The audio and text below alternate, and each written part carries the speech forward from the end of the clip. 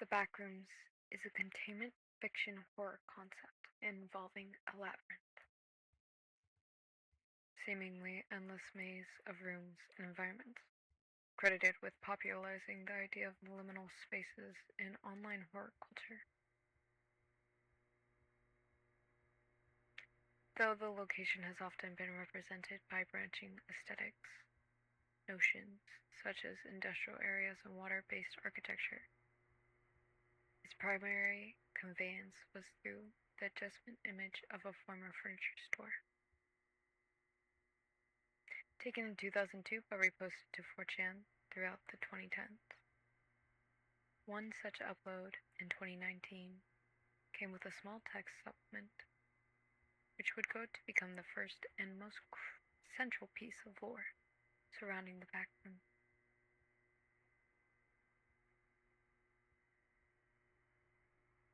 If you're not careful,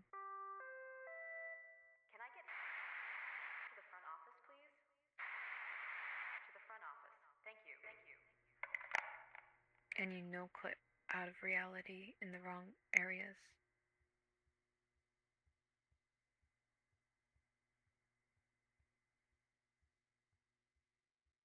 you'll end up in the Backrooms, where it's nothing but the stink of old moist carpet, the madness of mono yellow, the endless background noise of fluorescent lights and maximum hum buzz, and approximately 600 million square miles of randomly segmented empty rooms to be trapped in.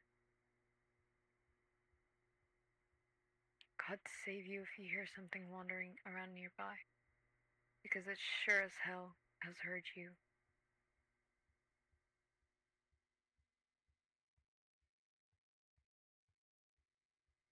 Since its initial spark of interest, Can I get to the front office, please?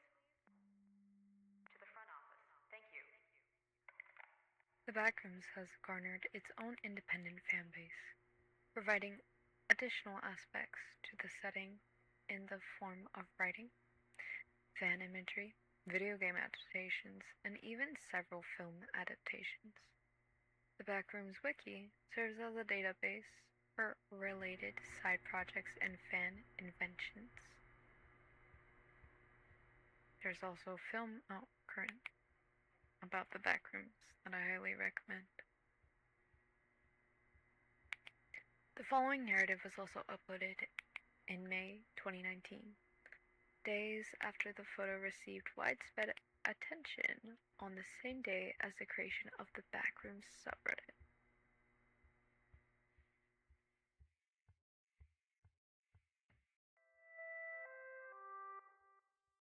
Rating it Savannah for the. Savannah for the. They can.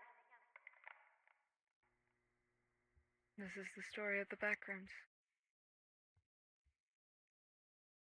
It was approximately 12:15 when I entered Johnson Country Community Health Clinic. I was there for an appointment I had set up weeks ago, just a routine checkup. It wasn't a new place for me. I had been there a couple times before. However, the place had an odd, nostalgic feeling to it, as if it were located in my childhood or something. I could never pinpoint exactly what this feeling was or where it came from. As I walked in, an overwhelming feeling of deja vu swept over me. The hum of the flickering fluorescent lights, the white tile flooring, the muted beige paint Can I get.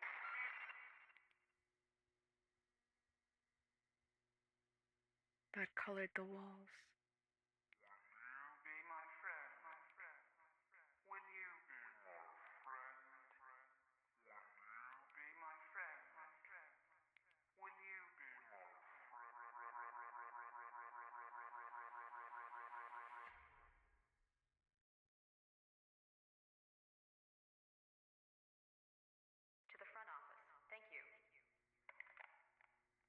I noticed that there was a TV mounted in the corner, a smaller flat screen that was playing a short PowerPoint slideshow on loop of ads and events that were being held by the clinic. I passed the empty waiting area, a small section of the main room with magazines, children's playthings, blue cushioned chairs, and approached the woman at the front desk. She was sitting in a bluish-gray office chair, looking at a spreadsheet on the same Windows XP desktop they've had since 2008. There was a sign-in sheet on the corner in the counter in front of me.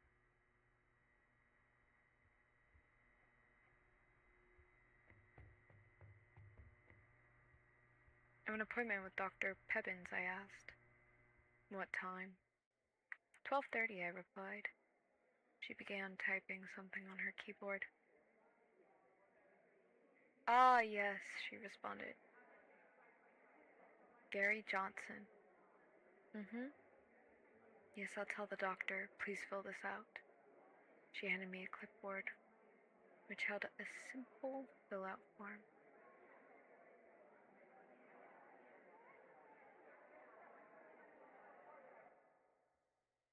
I walked back to the waiting area, took a seat, and began to complete it. I was about halfway done with writing down my information when I slumped back in my chair. I hadn't gotten much sleep the night prior.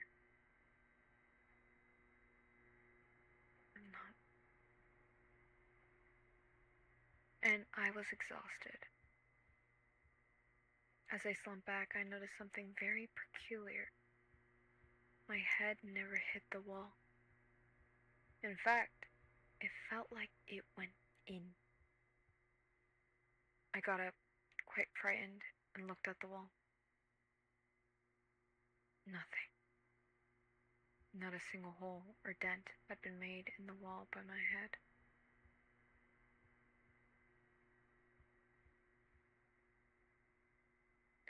So I reached to touch the wall. My finger went through it. I recoiled in shock. What the hell was that? I thought as I reached to touch the wall again, only to find that my fingers clipped through once more. Then suddenly I lost my balance, tripped, and fell directly through it.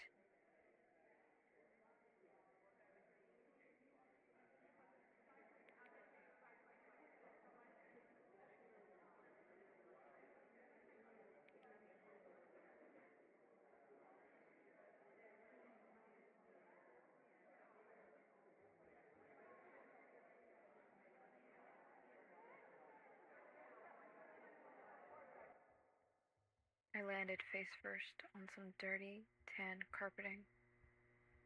Upon getting back up, I realized I was in a completely different room. Well, not really a room, per se. More so a set of rooms. All of which were connected by openings. The walls were covered in gross tan patterned wallpaper. There was also an overwhelming stench of moist carpet.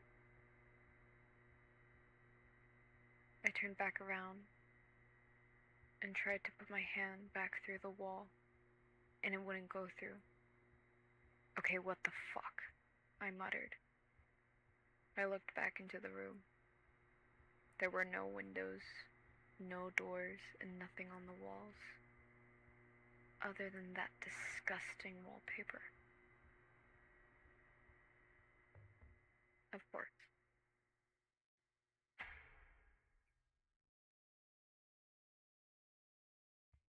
It was completely empty, aside from a singular plastic blue school chair. At this point, the only thing that got through my mind was fear. And then the repeating thought of, I need to leave. on loop in my head. I started running through the rooms, desperately trying to find an exit. Can I get...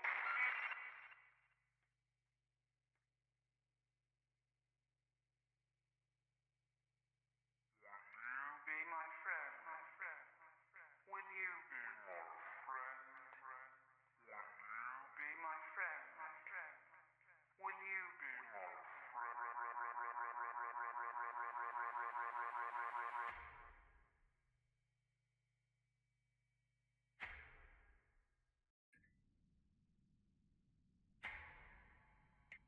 But to no avail.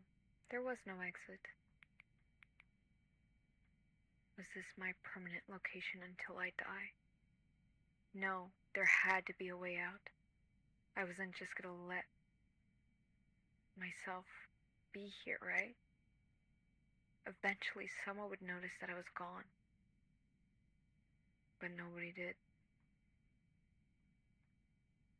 Then, in the distance, I heard footsteps, but not those of a human. At least not a normal human.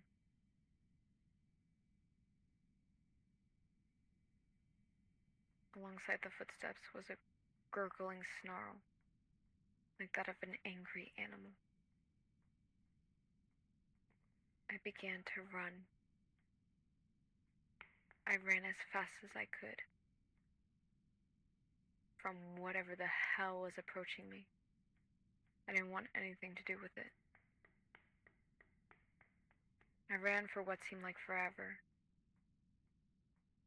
but I always came back to the room I started in. At least it looked the same. Not like I could tell them apart. So I sat down defeated. A feeling of dread filled my body as I started to cry. I was going to die here. I'm still there. I haven't left. I've accepted my fate. In fact, I can actually hear footsteps. I wonder who that is.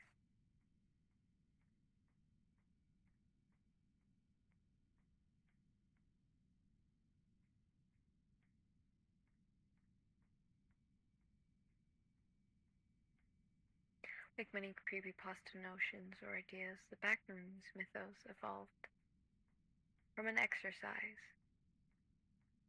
that it was a response to a piece of art inspired by a single image. This is a common occurrence in the creepypasta community, with notable creepypasta stories such as Slenderman, The Rake, and even the Russian Sleep finding their origin in a disturbing image from which a fictional backstory was then proposed.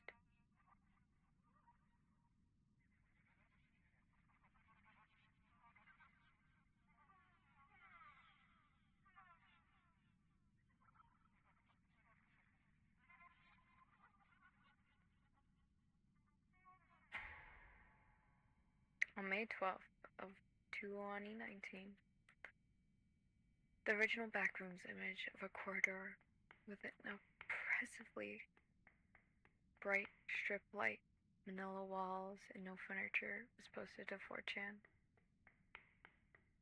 Paranormal Board in response to be a request for images that were unsettling or which just felt a bit off. The image had initially been posted on 4chan discussion about cursed images, anonymously, almost a year earlier, April 21st, 2018, with no accompanying text. This is the first known posting of the image itself. Neither the identity of question posers or the person who responded with this image in 2019 posting is known. But we do know that it was from this posting that the Backrooms mythos was born, as it was on this posting that the image was first paired with briefly explanatory text. which I have already read out.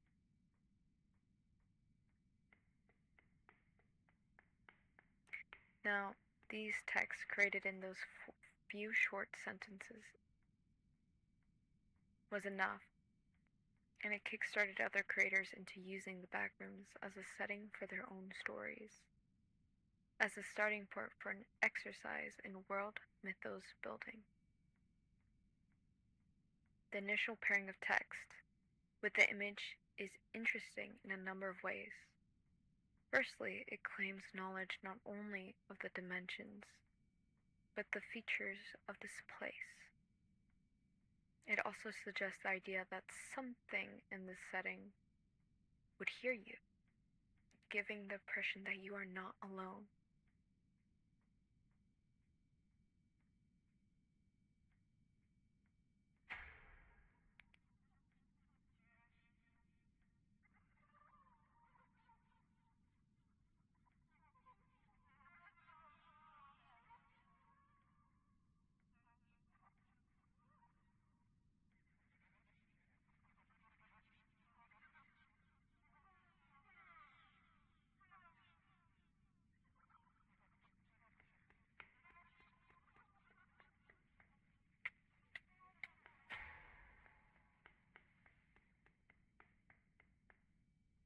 Following the meaning of the image and text, the idea of the Backrooms quickly spread, appearing first in another thread on Twitter, with the text and image combined, on May 14th of the same year.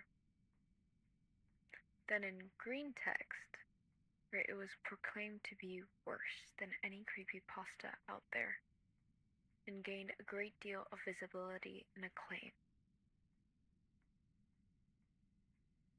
By May 18th, a creepypasta based upon the concept had been posted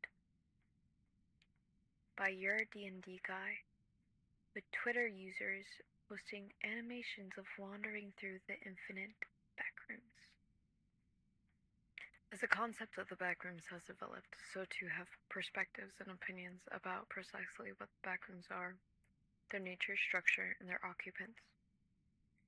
Despite only in its infancy as an idea, the Backrooms has already fractioned into different camps that operate almost like a religion, with contributors clustering around or agreeing to perimeters that meet with their own particular definition or belief.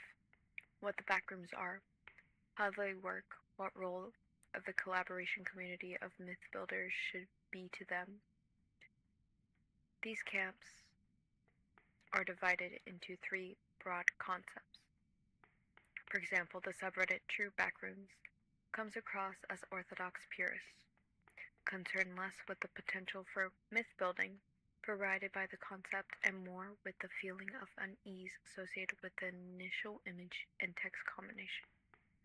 In their mind, creating additional levels or explaining the various rooms or possible inhabitants of the Backrooms makes things far too explicit, complex, and unwielding, especially as there would be no quality control upon who contributes a level or an entity dwelling in this group's shared fictional space.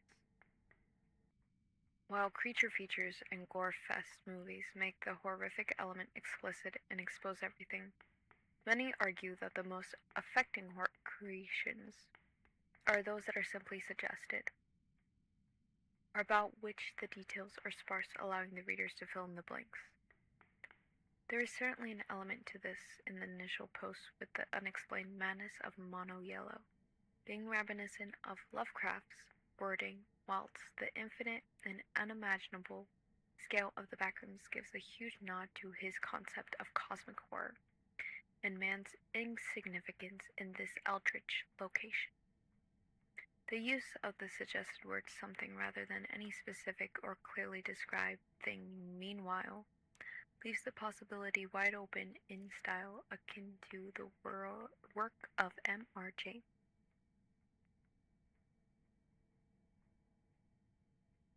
Interestingly, this group also seems to be against the addition of entities, almost because of the name, identifying or categorizing the presence hinted in the initial post would be to rob it of its impact. Another school of thought on the Backrooms suggests the idea of levels within this realm, and that adding up on a specific level can give anyone unfortunate enough to end up there an entirely different experience. Even though the postings of the idea of levels disagree as to exactly how many and the nature of them. One school of thought, the three-level system, operates on the assumption that, just as the name implies, there are three levels to the Backrooms, with the famous endless corridors of mono yellow featured, and the initial picture is only one of them. A post from June 2019 explains the nature of the other two levels, increasingly industrial, with the third being the most dangerous. And this was then adapted to a visual guide posted to DeviantArt later that same month. There's also those who adhere to the Anything Goes extended lore system, which runs the idea that the Backrooms being infinite means there is an infinite number of levels, with the contents of the space in those levels being limited only by the contributor's imagination. It is naturally in this third category that the wildest expansions of the mythos, including various entities and groups of entities, monsters, and exploratory organizations, has been added to the lore.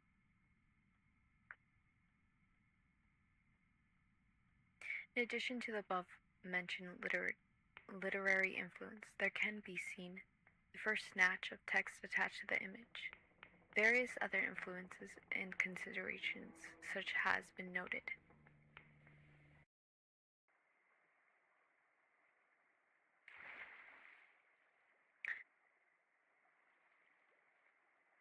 The larger concept of place parallel to or outside of time into which human beings can be condemned have obviously been a feature of major religions for centuries, and the levels idea bears some resemblance to the idea of hell having several levels. However, the closest equivalent to the original idea posted by the Backrooms photo is that of purgatory or limbo, a place that is neither heaven or hell, but a stage in between, a place of nothingness that was part of Catholic doctrine for many centuries. This state that is not in and of itself threatening, but which is menacing in its existence, is similar to the concept of limbo, but present in its very modern way. It is worth noting that the location from which the initial photo was taken has not been convincingly identified, which is a testament to its bland, inoffensive, cookie-cutter uniformity. Some have suggested that it shows a location in Montana, whilst others have argued that it's not an actual real-life location at all, but rather an image created using a computer algorithm. In the case of the Backrooms, the idea would be that a human could no-clip from their perceived reality into this other dimension, which, considering the idea that some psychiatrists believe there are multiple or even infinite dimensions, with some even arguing that our reality might itself be a simulation, is a terrifying thought, which has great potential as a storytelling device. Finally, it's worth considering, as some have suggested, that the original image posted in response to a call for an unsettling images could be meant ironically, or as a representation of wasted life. The idea behind this depressing suggestion being that the poster uploaded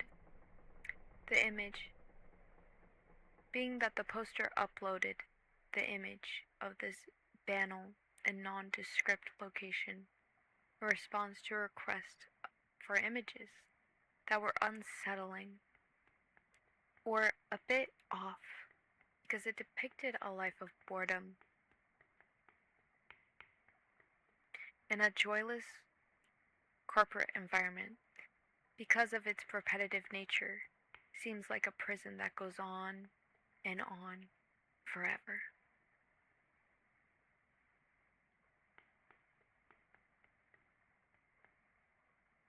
So I ask you the question,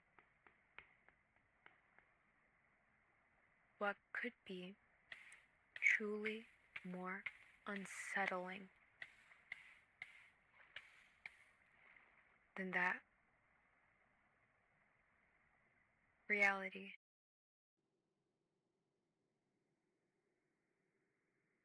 This has been the Backrooms.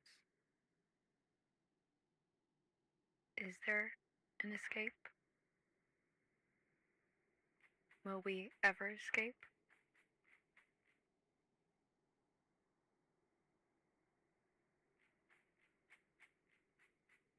Is there truly any way out? Or is it just in our minds?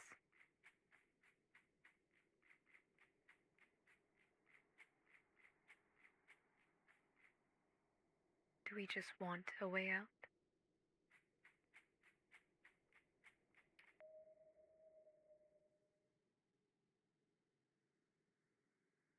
There are small glimpses of possibility.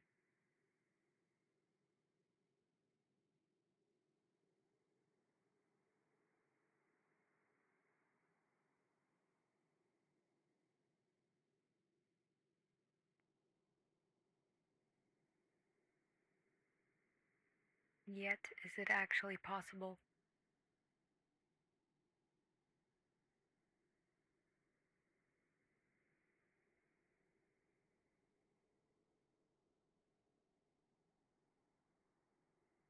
Hope and fear.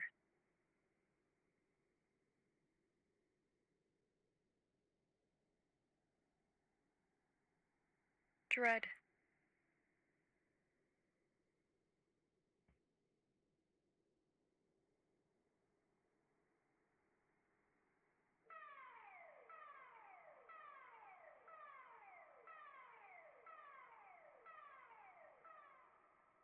Can we really escape?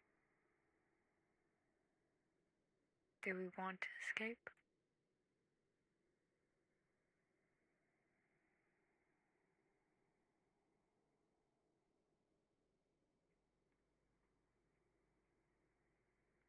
Is this the way out?